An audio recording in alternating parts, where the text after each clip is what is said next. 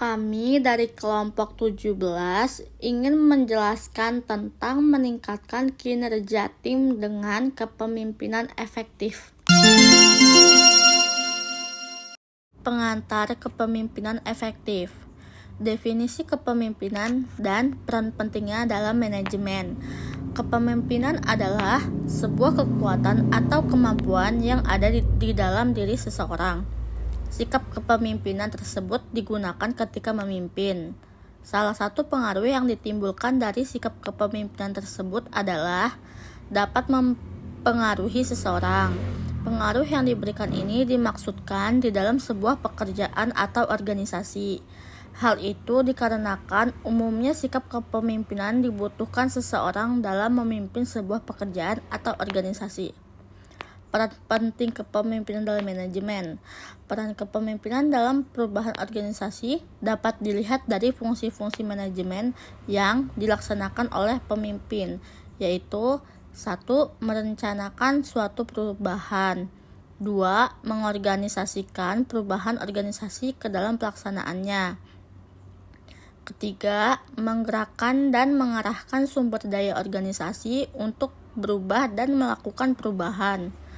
Apabila dikaitkan dengan peran, tugas, dan tanggung jawab pemimpin, maka kepemimpinan atau seorang pemimpin dalam suatu perusahaan harus 1. Menetapkan tujuan adanya perubahan. 2. Memutuskan mengenai perubahan apa yang akan dan harus dilakukan. Ketiga, menetapkan jangka waktu pelaksanaan dan terjadinya perubahan organisasi. Keempat, bertanggung jawab atas kemungkinan timbulnya risiko akibat keputusan perusahaan tersebut. Kepemimpinan sebagai kunci untuk mencapai tujuan bersama dalam tim. Poin penting yang didapat dari kunci mencapai tujuan bersama dalam tim yaitu: pertama, mengarahkan visi dan misi. Seorang pemimpin bertanggung jawab untuk mengartikulasikan visi dan misi tim atau organisasi. Ini membantu mengidentifikasi tujuan bersama yang ingin dicapai. Yang kedua, menginspirasi dan memotivasi. Seorang pemimpin yang efektif memiliki kemampuan untuk memotivasi anggota tim.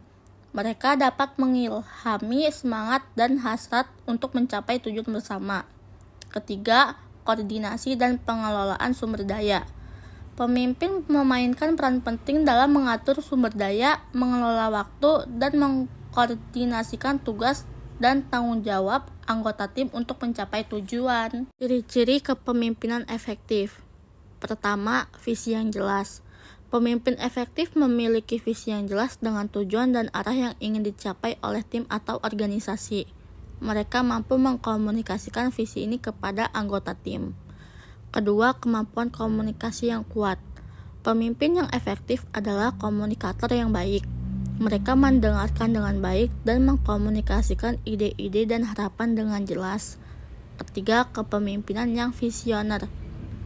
Pemimpin yang efektif memiliki kemampuan untuk melihat jauh ke depan, berpikir inovatif, dan menciptakan strategi yang relevan untuk mencapai visi mereka. Keempat, integritas dan etika. Pemimpin yang efektif memiliki integritas yang tinggi dan berpegang pada nilai-nilai yang kuat. Mereka menjadi contoh yang baik bagi tim. 5. Pemahaman terhadap anggota tim. Mereka memahami kekuatan, kelemahan, motivasi, dan kebutuhan individu dalam tim. Ini membantu dalam mendistribusikan tugas dan tanggung jawab dengan bijaksana. Keenam, kemampuan motivasi. Pemimpin efektif dapat memotivasi anggota tim. Mereka tahu bagaimana mengidentifikasi apa yang mendorong setiap anggota tim dan memberikan dukungan yang sesuai. Teori kepemimpinan terkenal seperti teori kepemimpinan, teori kontingensi, dan teori kepemimpinan situasional dan teori jalur tujuan. 1. Teori kepemimpinan. Teori ini mengidentifikasi ciri-ciri tertentu yang dimiliki oleh semua pemimpin. Sifat yang berkaitan dengan kepemimpinan yang efektif yaitu: A. Penggerak pemimpin menunjukkan tingkat usaha yang tinggi. B. Hasrat yang kuat untuk mempengaruhi dan memimpin orang lain. C. Kejujuran dan integritas membangun hubungan terpercaya dengan pengikutnya dengan cara jujur dan tidak berkhianat. 2. Teori kontingensi. Teori-teori kontingensi tentang kepemimpinan. 1. Model Fiedler. Model ini dikembangkan oleh Fred Fiedler, menjelaskan bahwa kinerja kelompok yang efektif bergantung pada kesesuaian antara gaya kepemimpinan dan banyaknya kendali serta pengaruh terhadap situasi itu. 3. Teori kepemimpinan situasional Harsey dan Blenhart. Teori ini merupakan teori kontingensi yang berfokus pada kesiapan pengikutnya. Penekanan pada pengikut dalam efektivitas kepemimpinan merefleksikan kenyataan bahwa pengikutlah yang menerima atau menolak pemimpinnya. Kesiapan merupakan tingkat di mana orang memiliki kemampuan dan kemauan untuk menyelesaikan pekerjaan tertentu. 4. Teori jalur tujuan. Teori ini dikembangkan oleh Robert House. Teori ini menyatakan bahwa tugas pemimpin adalah membantu pengikutnya mencapai tujuan dan mengarahkan atau memberi dukungan sesuai kebutuhan untuk memastikan bahwa tujuan mereka sejalan dengan tujuan kelompok atau organisasi. House mengidentifikasi 4 perilaku kepemimpinan. 1. Pemimpin yang mengarahkan. 2. Pemimpin yang mendukung. 3. Pemimpin yang partisipasif. 4. Pemimpin yang berorientasi pada prestasi. Pengembangan keterampilan kepemimpinan.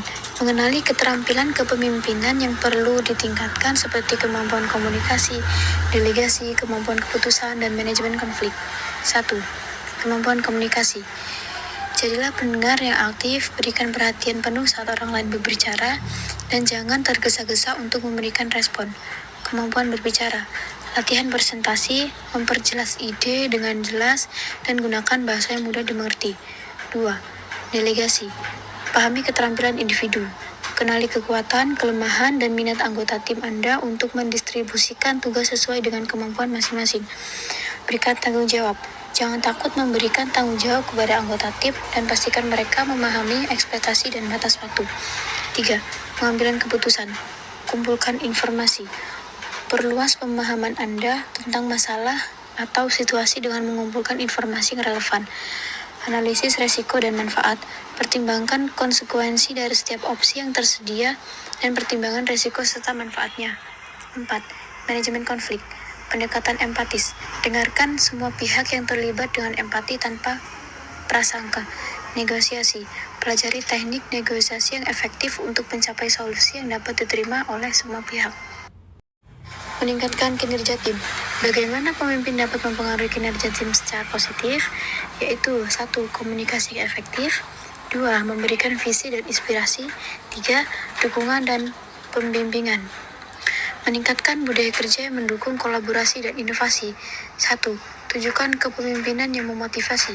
2. Buka jalur komunikasi. Dan 3. Memberikan ruang untuk berbagi ide. Kasus terkini. Meningkatkan kinerja tim dalam perusahaan teknologi XYZ. Latar belakang. Perusahaan teknologi XYZ mengalami penurunan kinerja tim di Departemen Pengembangan Produk. Tim terdiri dari anggota yang sangat berbakat, tetapi ada ketidakselarasan dalam komunikasi, motivasi, dan pencapaian target. Tindakan yang diambil. 1. Pelatihan kepemimpinan. Manajer tim mendapatkan pelatihan kepemimpinan yang berfokus pada keterampilan komunikasi, manajemen konflik, dan motivasi tim. 2. Pengembangan komunikasi. Sarah meningkatkan komunikasi dengan mengadakan pertemuan tim rutin dan memberikan platform kepada anggota tim untuk berbagi ide dan masukan. 3. Delegasi yang bijaksana. Sarah mulai mendistribusikan tanggung jawab dengan lebih adil, memanfaatkan kekuatan individu dalam tim untuk tugas yang sesuai. 4. Pemberian umpan balik teratur. Sarah memberikan umpan balik konstruktif dan memberikan penghargaan kepada anggota tim yang berkinerja baik. Pembahasan dengan pendekatan teori atau jurnal pendukung. 1. Komunikasi terbuka. Sarah menerapkan teori komunikasi terbuka dalam kepemimpinannya, yang didukung oleh penelitian bahwa komunikasi yang efektif meningkatkan kolaborasi dan kinerja tim. 2. Delegasi. Pendekatan ini didukung oleh teori kepemimpinan yang menekankan pentingnya delegasi yang bijaksana untuk mengoptimalkan penggunaan sumber daya tim. 3. Motivasi. Sarah menerapkan teori motivasi seperti teori kebutuhan manusia Maslow atau teori motivasi ekspektasi untuk memahami dan memotivasi anggota tim sesuai dengan kebutuhan mereka. Simulasi prakteknya. Melalui praktik-praktik ini, Sarah berhasil meningkatkan kinerja tim secara signifikan. Mereka sekarang lebih terlibat, berkomunikasi lebih efektif, dan mencapai target dengan lebih konsisten. Dengan demikian, studi kasus ini menunjukkan bahwa menerapkan pendekatan teori kepemimpinan yang telah terbukti dan strategi yang relevan, pemimpin dapat meningkatkan kinerja tim dengan cara yang konkret dan terukur. Dalam konteks ini, kepemimpinan efektif terbukti memiliki dampak positif pada produktivitas dan motivasi tim.